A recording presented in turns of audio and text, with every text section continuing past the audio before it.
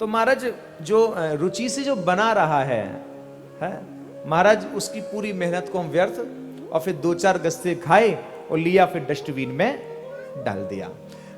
देखिए मेरा ये कहने का मतलब नहीं कि मैं आप लोगों से कह रहा हूं आप लोग झूठा छोड़ते हो, ना ना ना ना। चूंकि इस कथा का टेलीकास्ट भी हो रहा है, इसलिए ये व्यासपीठ से यदि इस प्रकार की चर्चा नहीं होंगी तो लोगों तक संदेश कैसे पहुंचेगा। और प्रायकर व्यासपीठ से जो कहा जाता है लोग उसको सुन करके अपने जीवन में उसको स्थान दिया करते हैं। इसलिए व्यासपीठ पर बैठने वालों का कर्तव्य है कि कथा के साथ साथ ऐसी चर्चाओं को भी करें जो हमारे जीवन में बहुत विशेष स्थान भी रखा करती हों। लोक लुभावनी, हंसी मजाक, चुटकुला, कहानी, किस्से की स्थान पर मार्मिक चर्चा का होना नितांत नितांत बहुत बहुत आवश्यक है। और फिर यहां तो प्रसंग से जुड़ा हुआ भाव है, ऐसा नहीं कि भाव प्रसंग से अलग हट करके कहा जा रहा हो, ना बिल्कुल नहीं। प्रसंग के अंतर्गत यहां स्वयं इस प्रसंग में संत संकेत कर रहे हैं, थाली में झूठा मत छोड़ो, प्रसाद को प्रसाद की तरह पाओ। क्षमा करना, कई बार हम लोग प्रसाद को प्रसाद की तरह नहीं पाते, पदार्थ की तरह पाते हैं। पदार्थ की तरह वो कैसे, उदाहरण के तौर पर अभी बताऊं आपको। आप किसी मंदिर में गए, बस पुजारी जी मुट्ठी भर के चनौरी दाने दे दें आपके हाथ में, अरे पंडित जी एक एक सबको वितरित, एक एक दाना, शुगर भी है आजकल, और बढ़िया देसी घी को लड़ुआ मिल जाए, राधे राधे, या मूंग की दाल को शीरा हो, बादाम को शीरा हो, या बढ़िया महाराज शहद में डूबी हुई जलेबी हो, वाको प्रसाद मिल जाए, मुट्ठी ऐसे बंधेगी महाराज, मोहड़े में ऐसे जावेगी, बिल्कुल लप लपाए कि नहीं आ, और चिनौरी दाने मिले तो कहने का अभिप्राय हमारा, अन्यथा मत लीजिएगा कोई भी, प्रसाद को प्रसाद की तरह लो। आज भी हमारे यहाँ श्री राधा वल्लभ जी के मंदिर में जब प्रसाद वितरित होता है तो जो रसिक जन होते हैं वो कहते हैं जय जय नेक किनका दे दो। क्या कहते हैं? जय जय नेक किनका। क्यों? क्योंकि किनका का महत्व है।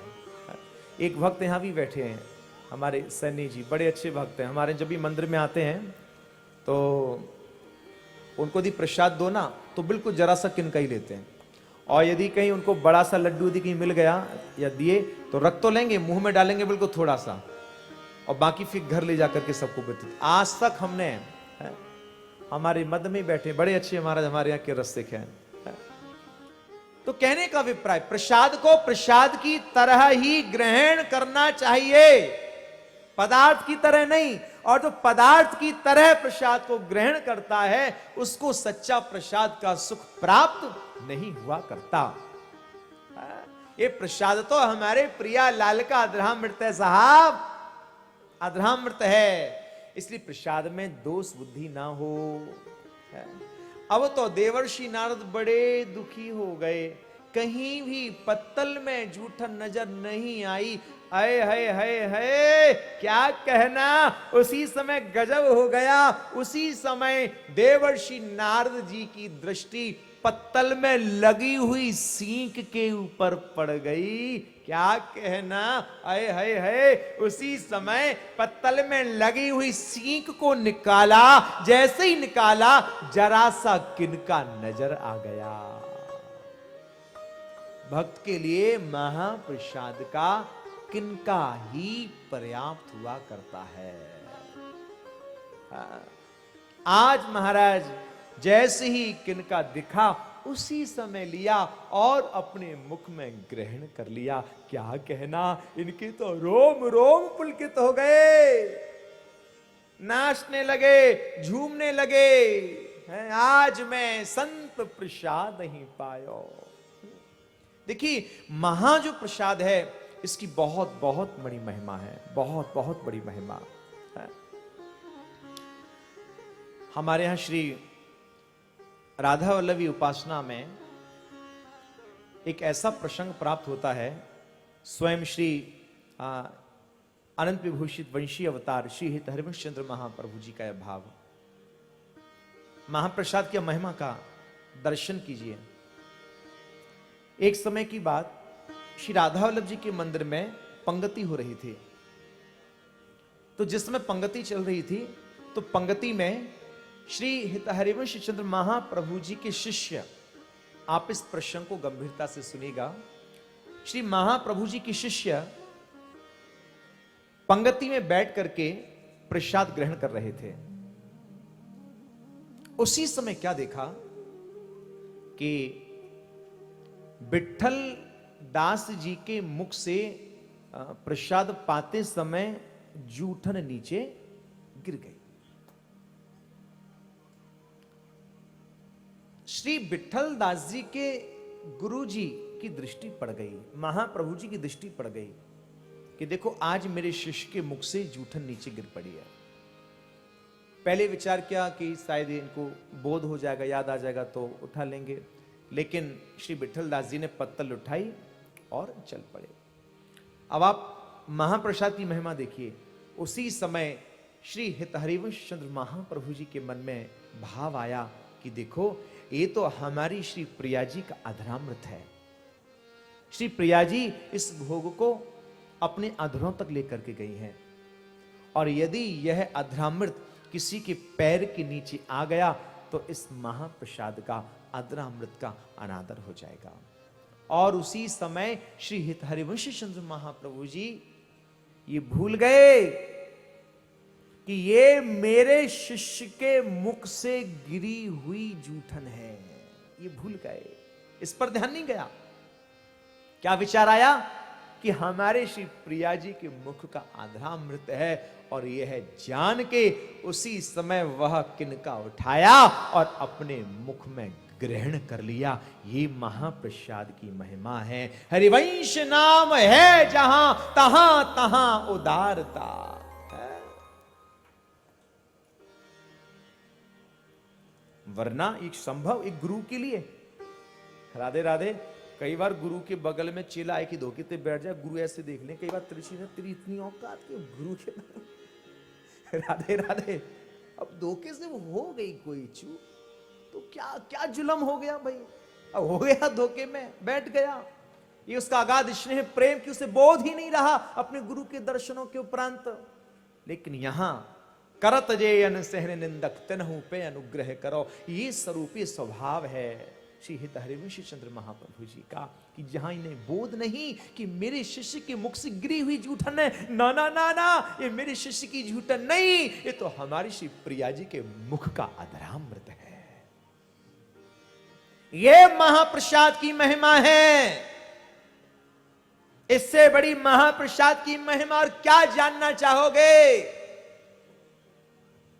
स्वामी श्री हरिराम व्यास जी महाराज ओरछा नरेश के राजगुरु, जिस समय श्री नवल दास जी की वाणी का आस्वादन किया, निकुंज रस माधुरी का भाव हृदय में पुलकित हुआ, सब कुछ छोड़ छाड़ करके महाप्रभु जी की शरण ग्रहण की। लेकिन इनके घर वालों ने प्रयास किए कि कैसे भी वापस आ जाएं। जब घर वाले मनाने के लिए पहुंचे तो मध्याह्न का समय हो गया। श्री ठाकुर जी की, राधा लाल जी की राजभोग आरती का, अब इनको से जिद कर रहे थे घर चलने के लिए। अब जैसे ही समय हुआ, राजभोग आरती हो गई, इनके मन में बड़ी ग्लानि हुई कि देखो आज इनके कारण हमारी श्री ठाकुर जी की राजभोग आरती और छूट गई, क्या करें अब। तो उसी समय जो राधा वल्लभ जी के मंदिर की महत रानी थी वो वहां से गुजरी। उसकी शीश पर डलिया थी, डलिया में कुछ सामग्री थी। समझ गए ये तो हमारे राधा वल्लभ लाल जी के मंदिर की महत रानी है। तो पूछे क्यों लगे, अरे लाली, हो लाली, कहा राधा वल्लभ जी की राजभोग आरती है गई? हाँ महाराज, आरती तो है गई। अब ये मन में बड़ी गिलानी कि देखो आज हमारे दर्शन छूट गए, अब मैं क्या करूं। तो उन्होंने फिर पूछा, बोले सांची बता, कहा आरती है गई? हाँ हाँ महाराज, मैं सांची कह रही हूं, आरती है गई। तो फिर मैं कैसे विश्वास करूं आरती है गई। तो उसी समय उसने कहा कि देखो मैं राजभोग को प्रसाद लेके आई हूं। अच्छा दिखाइयो, कहां है राजभोग को प्रसाद। अब जैसे ही वह महत रानी ने अपनी डलिया नीचे रखी और कपड़ा को हटायो तो कढ़ी को कुल्लड़ रखो भयो। उसी समय श्री हरिराम व्यास जी ने जात पात का भेद हटा करके क्या देखते हैं, महत रानी की डलिया में जो कड़ी का कुल्लड़ था उस कड़ी में से पकौड़ी उठाई और अपने मुख में ग्रहण कर ली। आहा, क्या देखते हैं उसी समय जितने भी उनके रिलेटिव आए हुए थे सब के सब दूर हट गए। बोले भ्रष्ट हो गए, इसने मेहत रानी की डलिया में से जूठन को ग्रहण किया है। ये बड़े प्रसन्न हुए। बोले इतनी देर से समझा रहे हो, काऊ की पल्ली ना पड़ रही। राधे राधे। एक पकौड़ी के कारण जगत के संबंधों से तिलांजलि हो गई। तो ये महाप्रसाद की महिमा है, ये वृंदावन का भाव है, ये वृंदावन का वास्तविक स्वरूप है, ये वृंदावन का आनंद है कि जहां जात पात के भेद से परे आचार्य जनों ने महाप्रसाद के लिए सर्वोत्तम स्थान प्रदान किया है। आज महाराज, हमारे यहां तो बड़े अच्छे रसिक संत हुए ललित किशोरी जी। वो तो पता है क्या कहते हैं, बोले मुझे वृंदावन का मनुष्य मत बनाना महाप्रसाद पाने के लिए। तो क्या बनाना? कुकर होय वीथन में डोलूं, कुकर होय वीथन में डोलूं, कुकर होय वीथन में डोलूं, कुकर होय रसिक शीत रसिकन की पाऊं, रसिक शीत रसिकन की पाऊं, कुकर हुए वीथन में डोलूं, कुकर हुए वीथन में डोलूं, रसिक शीत रसिकन की पाऊं, रसिक शीत रसिकन की। कुकर यानी कुत्ता। बोले मुझे वृंदावन का कुत्ता बनाना, सूकर बनाना। क्यों? कूकर होए वीथन। वीथन जानते हो काहे से? क्या वीथन यानी गलियां, वीथन यानी गलियां। यदि कुत्ता बन जाऊंगा, सूकर बन जाऊंगा वृंदावन का, तो मैं वृंदावन की गलियों में विचरण कर सकूंगा। अच्छा, और विचरण करके क्या करोगे? बस बोले महाप्रसाद का आनंद। वो कैसे? तो यही देखूंगा किस आश्रम में भंडारा चल रहा है और कब उस भंडारे की जूठी पत्तल बाहर आएंगी। यदि महाराज जूठी पत्तल बाहर आएंगी तो निष्फिकर निडर होकर के, यदि मनुष्य बन जाऊंगा तो अहंकार आ जाएगा, महाप्रसाद को ग्रहण नहीं कर पाऊंगा। यदि कुत्ता बनूंगा, सूकर बनूंगा तो निष्फिकर निडर होकर के उस शीत महाप्रसादी के लिए पा सकूंगा। ललित किशोरी आस यही है, ललित किशोरी आस यही है, ललित किशोरी आस यही है, ललित किशोरी आस यही है। ब्रज तज में कहूँ अनद न जाऊं, ब्रज तज में कहूँ अनद न जाऊं, ब्रज तज में कहूँ अनत न जाऊं, ब्रज तज में कहूँ अनत न जाऊं। ललित किशोरी आस यही है, ललित किशोरी आस यही है, ललित किशोरी आस यही है, ललित किशोरी आस यही है। आहा, ब्रज तज में कहूं अनंत ना जाऊं, जो भी बनूं इस ब्रज मंडल का ही बनूं। चातुर्मास कब व्यतीत हो गए पता ही ना चला, क्योंकि जो सुख के क्षण होते हैं ना पता नहीं चलते हैं। संतों की तो तैयारी शुरू हो गई, पैकिंग शुरू हो गई चलने के लिए। देवर्षि नारद पर आज रहा नहीं जाता, संतों के निकट पहुंचे और संतों के निकट पहुंच करके कहा, महाराज आज आप हमें छोड़ करके जा रहे हो, मैं कैसे रह पाऊंगा आपके बिना, मुझे भी अपने साथ लेकर के चलो। तो जानते हो संतों ने क्या कहा? संतों ने कहा ठीक है, हम आपको अपने साथ अवश्य लेकर के चलते, लेकिन पहले यह बताइए कि आपके घर में और कौन कौन है। तो कहते हैं, महाराज मेरे घर में तो हमारी एक बूढ़ी मैया है और एक मैं हूं। अच्छा, और कोई नहीं है आपके घर में? नाय नाय महाराज, और कोई नाय। जहां यह सुना उसी समय संतों ने फटकार लगा दी, जानते हो संतों ने क्या कहा? संतों ने कहा शर्म नहीं आती? घर में आपकी बूढ़ी मां है और अपनी बूढ़ी मां की सेवा को छोड़ करके हमारे साथ चलना चाहते हो? एक कैसा धर्म, एक कैसी भक्ति! जाओ पहले अपनी मां की सेवा करो और जब मां चली जाए तब आना हमारी शरण में। है? इससे बड़ा स्पष्ट संकेत संतों का और कोई नहीं हो सकता। स्पष्ट कर दिया, हमारे घर में जीते जागते चलते फिरते भगवान यदि हैं तो हमारे माता पिता है। हम श्री ठाकुर जी को कब जान पाते हैं? जब विद्वानों के द्वारा, गुरुजनों के द्वारा उनके स्वरूप का वर्णन सुनते हैं। लेकिन हमारे घर में जीते जागते चलते फिरते हैं तो हमारे माता पिता हैं। इसलिए माता पिता की सेवा ईश्वर की सेवा है। अब ये नहीं कि महाराज मैया बैठी है लेटी चारपाई पे बीमार, छुराते करी गिलास पानी तो पिवा दे। छुरा कह रहे तुझे भी अभी प्यास लगी है? तुझे पता नहीं मेरा वैष्णो देवी जाने का रिजर्वेशन है, टिकट है, तेरे पानी के चक्कर में मेरी ट्रेन छूट गई तो राधे राधे है।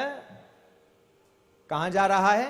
वैष्णो देवी। क्या कहता हुआ जा रहा है? चलो बुलावा आया है, माता ने बुलाया है। और यहां घर में पानी मांग रही है मैया। कितनी भी यात्रा कर लेना, वो वैष्णवी भी कह देगी जब तू अपनी सगी मां का नहीं हुआ रे, क्या गारंटी है तेरे पास अब मेरा हो जाएगा। यहां इसी बात का संदेश संत जनों ने देवर्षि नारद को प्रदान किया कि जाओ पहले अपनी मां की सेवा करो, पहले मां है। आहा, आज श्री देवर्षि नारद कहते हैं मैं संतों की आज्ञा मान करके अपनी मां की सेवा में संलग्न हो गया। मैं अपनी मां की सेवा करने लगा।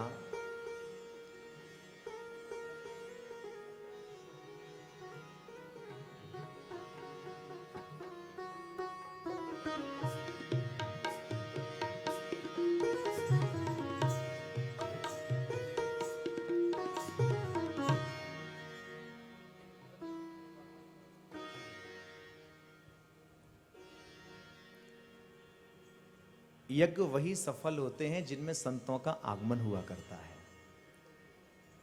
और आज श्री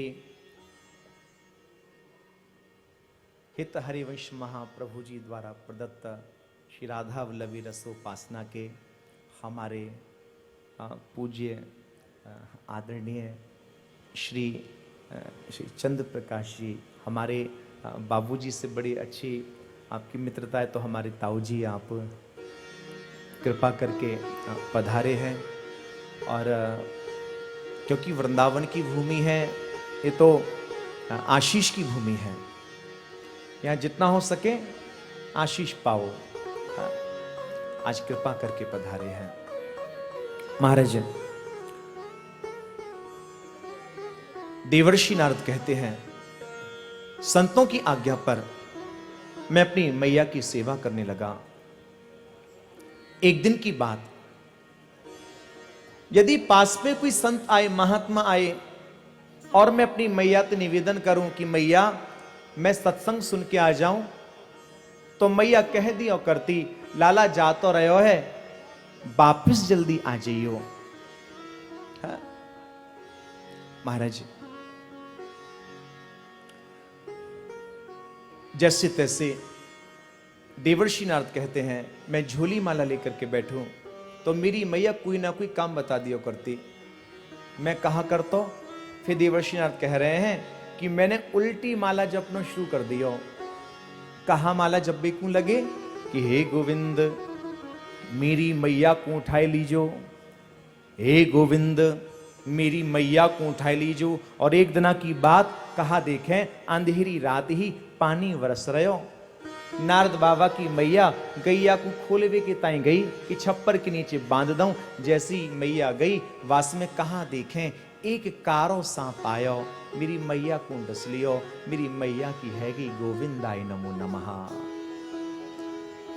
यहां क्या देखते हैं, श्री देवर्षि नारद ने 13 दिन तक प्रतीक्षा नहीं की, शरीर लिया, सीधा बहती हुई गंगा में ही प्रवाहित कर दिया।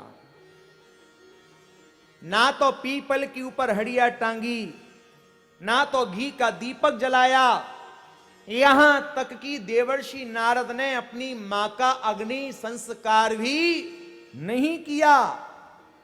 शरीर लिया, बहती हुई गंगा में प्रवाहित। क्यों? श्री ठाकुर जी से मिलन की ऐसी उत्कंठा। कर्मकांड कहता है कि जिस शरीर की पूर्ण क्रियाएं नहीं होती हैं वह प्रेत बनता है। तो कहा नारद बाबा की डोकरी भूतनी बनी या प्रेतनी? राधे राधे। प्रश्न ही नहीं उठता, प्रश्न ही नहीं उठता। स्वयं भगवान श्री कृष्ण कह रहे हैं कुरुक्षेत्र की रणभूमि में अनन्य चिंत्यन्तो माम ये जना पर्युपासते तेषां नित्याभियुक्तानां योगक्षेमं वहाम्यहम्।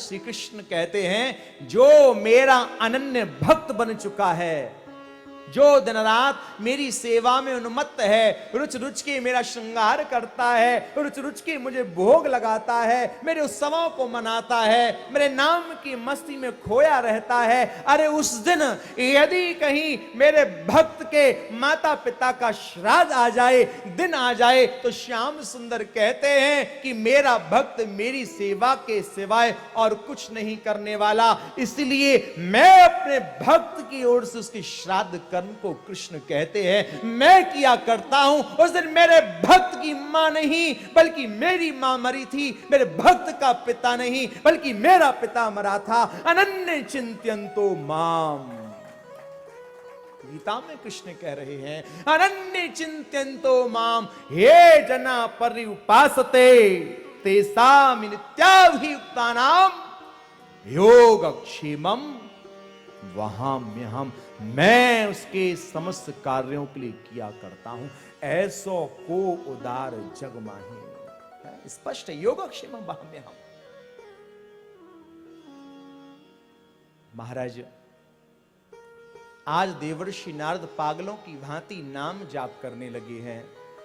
एक दिन की बात, श्री ठाकुर जी प्रकट होकर के आए, देवदंत नाम की वीणा भी प्रदान की और कहा अरे भैया आप जहां भी इस वीणा पर हमारे नाम के गुणानुवादों को गाओगे सामीप में मेरा दर्शन ही पाओगे।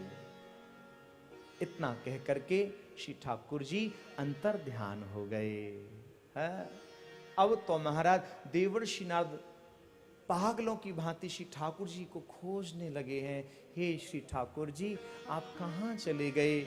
हमको दर्शन देके हम कैसे रह पाएंगे आपके बिना? उसी समय एक आकाशवाणी हुई। आकाशवाणी ने कहा अरे भैया अभी आपका भजन अधूरा है, पहले अपने भजन के बल को बढ़ाओ और इस जन्म में नहीं अगले जन्म में आपको श्री ठाकुर जी की प्राप्ति होगी।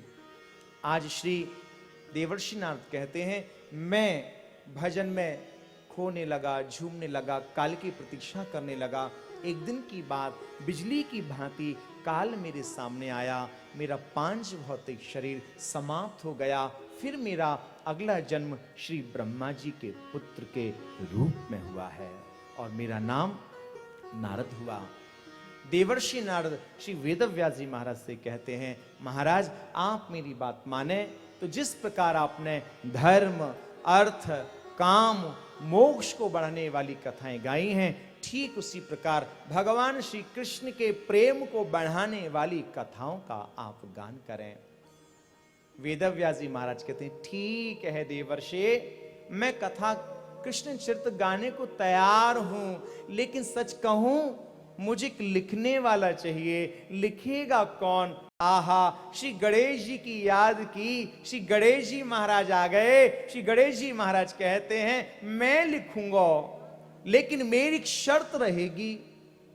वेदव्यास जी महाराज कहते हैं बताओ महाराज क्या शर्त है आपकी? तो श्री गणेश जी महाराज कहते हैं देखो, जहां बोलते बोलते आपको मुख रुक जावेगा, वहां लिखते लिखते हमारी कलम रुक जावेगी।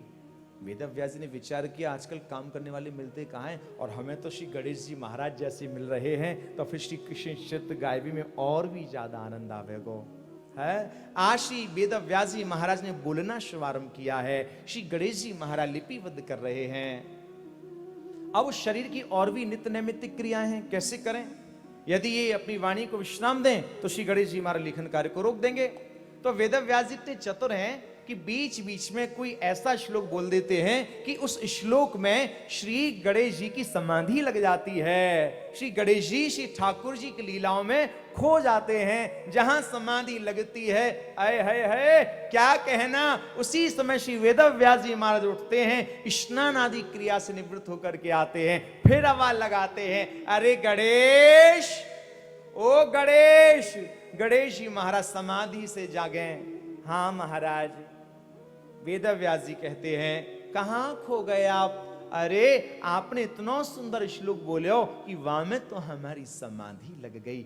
आहा, श्री ठाकुर जी की लीलाएं कितनी आनंदमयी हैं, कितनी सुखप्रद हैं।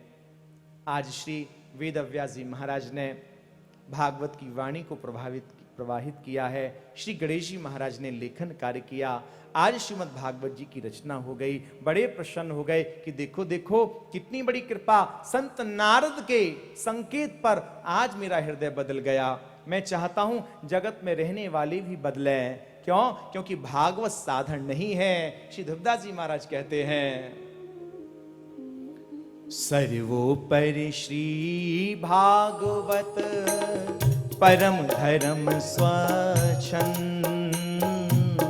सर्वोपरि श्री भागवत परम धर्म स्वच्छंद।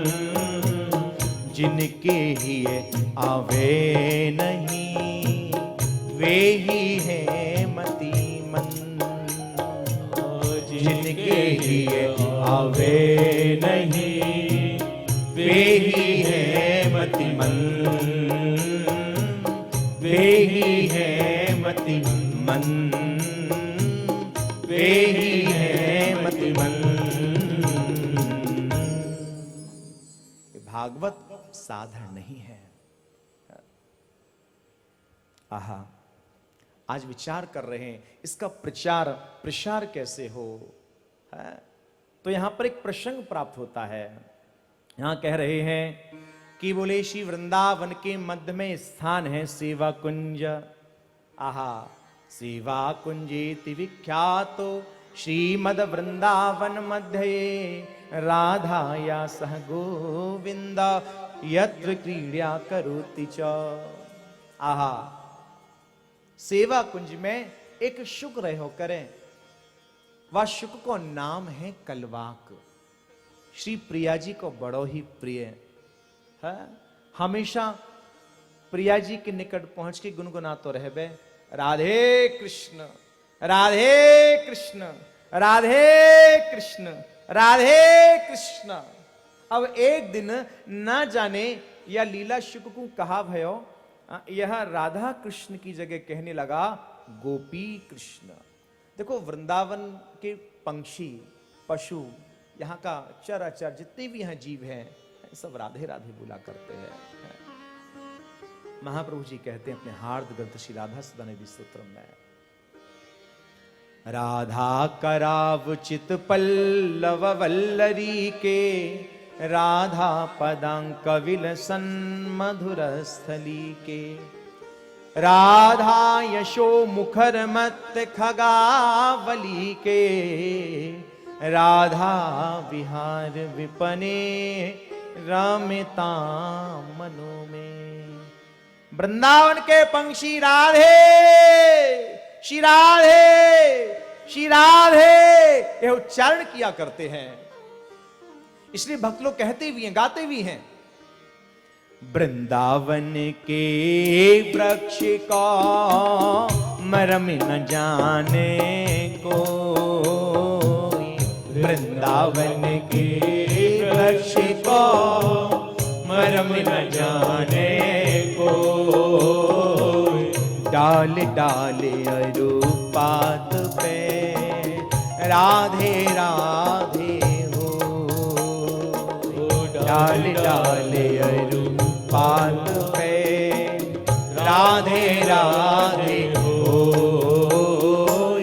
राधे राधे हो, राधे राधे हो।